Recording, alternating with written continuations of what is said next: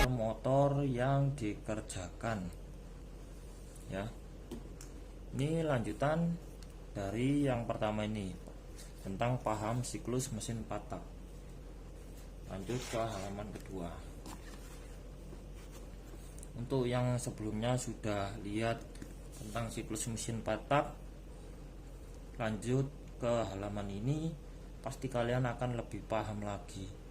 Karena kalau kalian langsung lihat di part kedua tanpa melihat di part 1, mungkin kalian masih bingung ini maksudnya apa, kok tulisan seperti ini, harus sekian sekian. Ini kalau kalian nggak paham siklus mesin 4 tak, mungkin kalian harus memperdalam lagi ilmu tentang siklus mesin 4 tak itu, agar kalian lebih mudah menentukan angka-angka dalam buka tutup mesin, buka tutup noken as itu ya, durasinya. Langsung aja, ini paham karakter motor yang akan dikerjakan. Suatu contoh, Honda GL atau Tiger stroke 70 mili dengan piston 70 dan menggunakan Templar roller. Misal, satu misal ini, motor tersebut sebelumnya masih menggunakan noken standar atau sudah racing misalnya. Tapi kita harus amati dulu karakter motor sebelum diganti noken as kita, produksi kita, gimana karakternya. Dari situ, dari data itu nanti kita bisa menentukan durasi, LSA, dan overlap yang cocok atau ideal dengan motor tersebut. Nah, maksud saya untuk nomor 2 ini seperti itu. Makanya harus paham karakter-karakter motor yang akan dikerjakan. Bila perlu kalian coba dulu motornya sebelum dibongkar. Dicoba dulu, dan setelah dicoba kalian pasti bisa merasakan, oh motor ini bawahnya lemot, oh motor ini bawahnya liar tapi atasnya lemot misalnya gitu. Jadi nanti kalian bisa menentukan angka-angka noken asnya. Misal ini bawah cukup liar, tenaga atasnya atau top speed ngedrop. Nah, misalnya karakter seperti itu, tenaga bawahnya liar tapi top speednya drop. Jadi kesimpulannya harus membuat noken as dengan karakter tarikan awal biasa tapi peak power tinggi, atau yang biasa disebut peak power tinggi itu RPM nya. Jadi motor ini bisa dikebut sampai RPM yang cukup tinggi.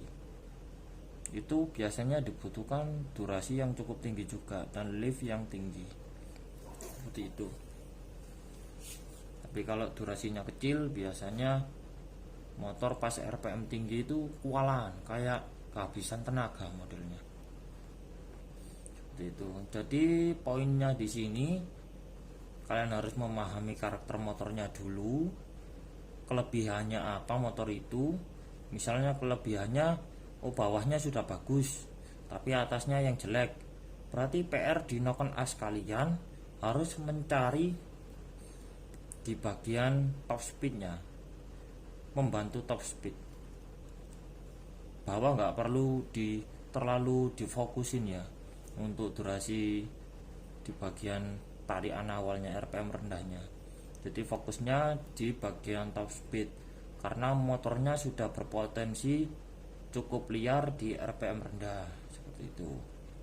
Jadi nanti jadinya motor itu mulai tarikan bawah sampai top speed itu bisa enak semua.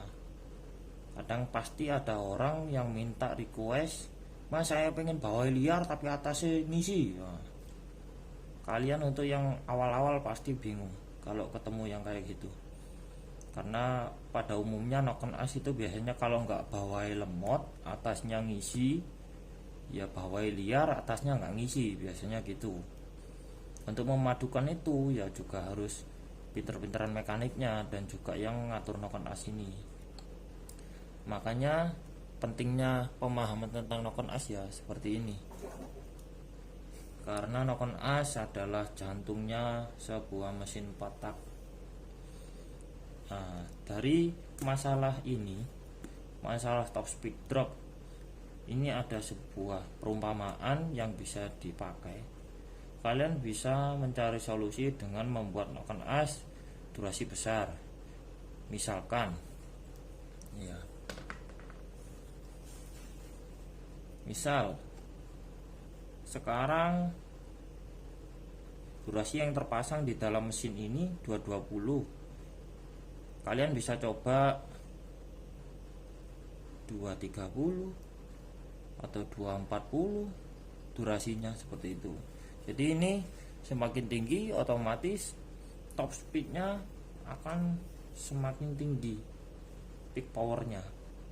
Itu bisa membantu tarikan di RPM tinggi. Dan juga selain itu kalian bisa memperlebar LSA. Mungkin beberapa orang ada yang pemahamannya LSA itu karena gunungan noken as seperti ini. Misalnya kalau noken asnya dibuat tidur, profilnya itu LSA-nya tinggi. Kalau LSA-nya rendah itu berarti profil gunungannya berdiri. Enggak gitu kalau menurut saya. Kalau pengalaman saya pribadi, profil tidur dan profil berdirinya gunungan noken as itu tergantung rasio temlarnya atau pelatuknya. Jadi enggak berdasarkan LSA seperti yang biasanya digambar-gambar ya. LSA itu biasanya perhitungan dari pembagian durasi.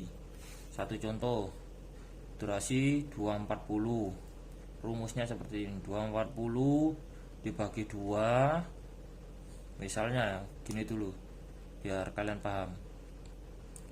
Misalnya in opennya 25 ya, dengan durasi 240.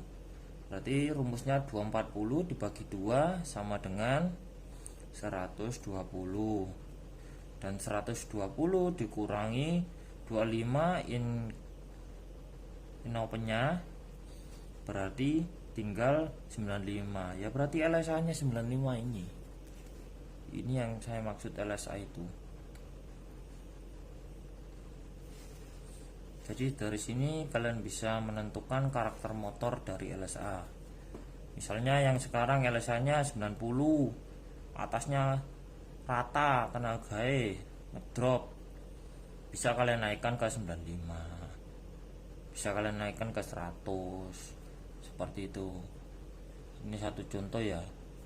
Dan juga kalian bisa meninggikan lift angkatan klep, meninggikan lift klep, sama juga memperbanyak bahan bakar yang masuk ke dalam ruang bakar.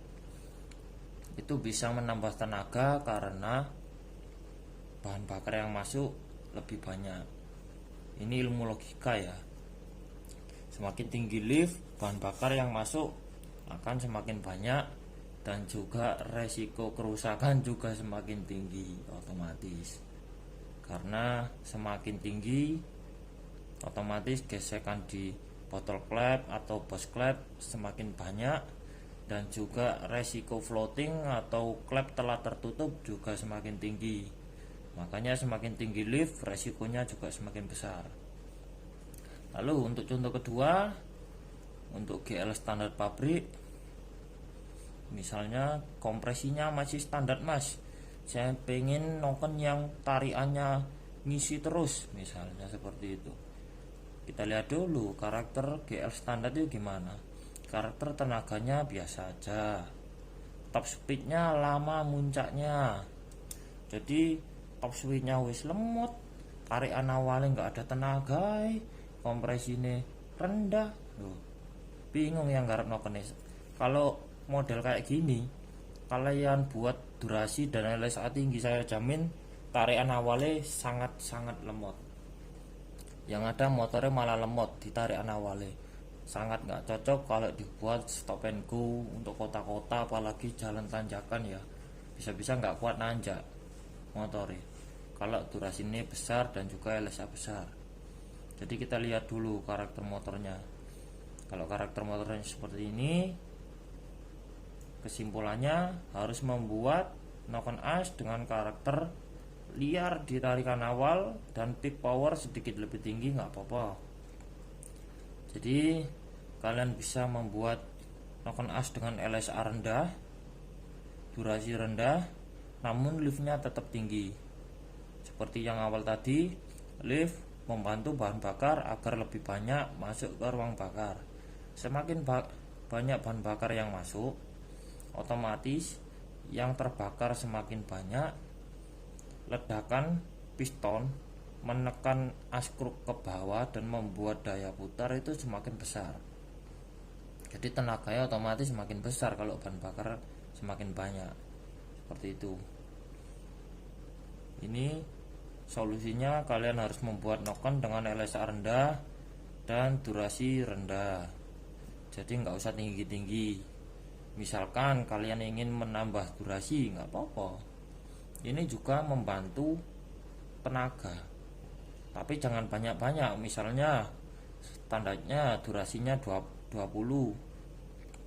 Kalian bisa tambahkan jadi 225 atau 228 sampai 230.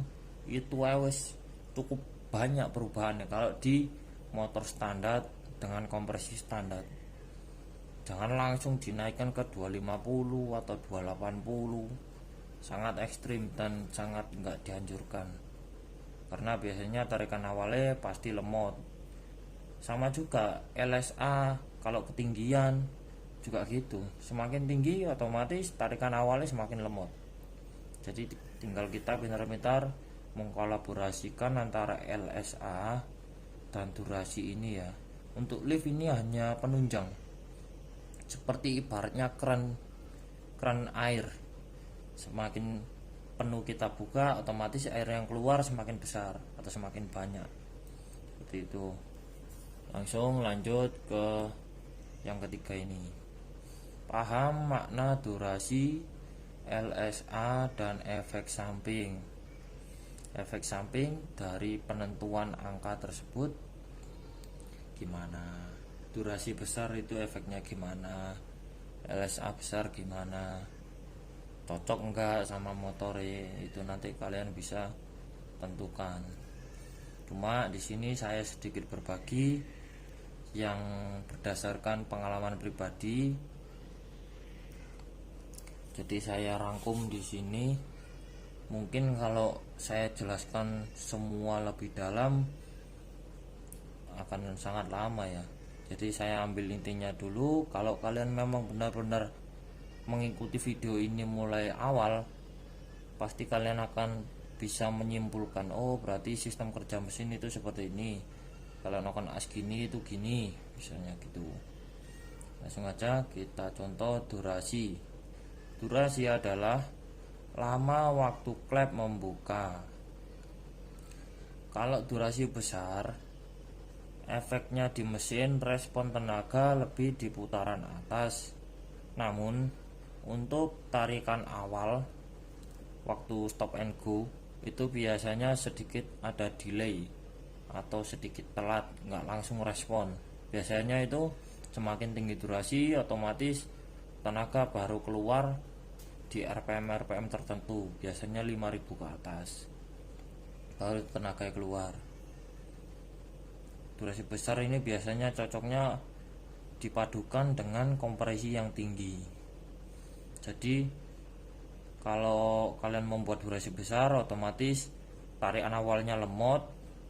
Sedangkan kalau dipadukan dengan kompresi tinggi, otomatis bawah sampai atasnya bisa merata tenaganya. Itu ilmu logika mesin ya. Karena kompresi tinggi lebih identik dengan karakter di tarikan awal sampai menengah. Lalu untuk menengah sampai atas atau top speed atau biasa dibilang horsepowernya, itu kita bisa mengandalkan durasi besar ini. Lalu untuk durasi rendah, efek samping di mesin, tenaga terasa mulai RPM rendah sampai menengah, tapi top speednya biasa. Seperti itu. Karakter seperti ini biasanya cocoknya dipadukan dengan motor yang kompresinya rendah atau speknya kecil ya. Lalu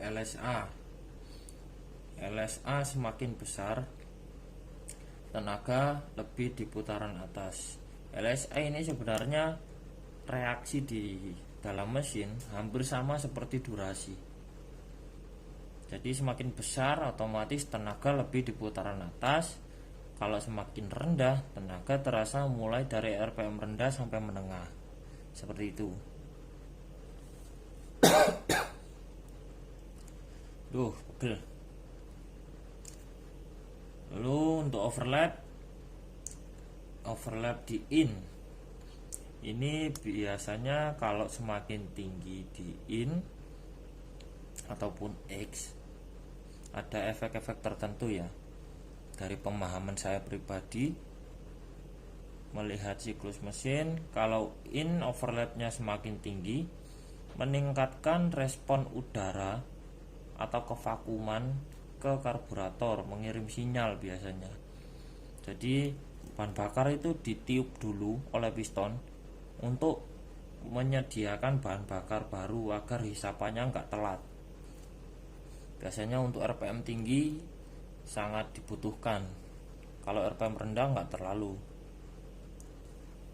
Jadi misalkan sudah RPM tinggi, biasanya piston pergerakan sudah nggak beraturan, wajib diberikan overlap yang lebih tinggi atau durasi yang lebih tinggi agar respon hisapan bahan bakar bisa pas atau ideal dengan proses langkah hisapnya.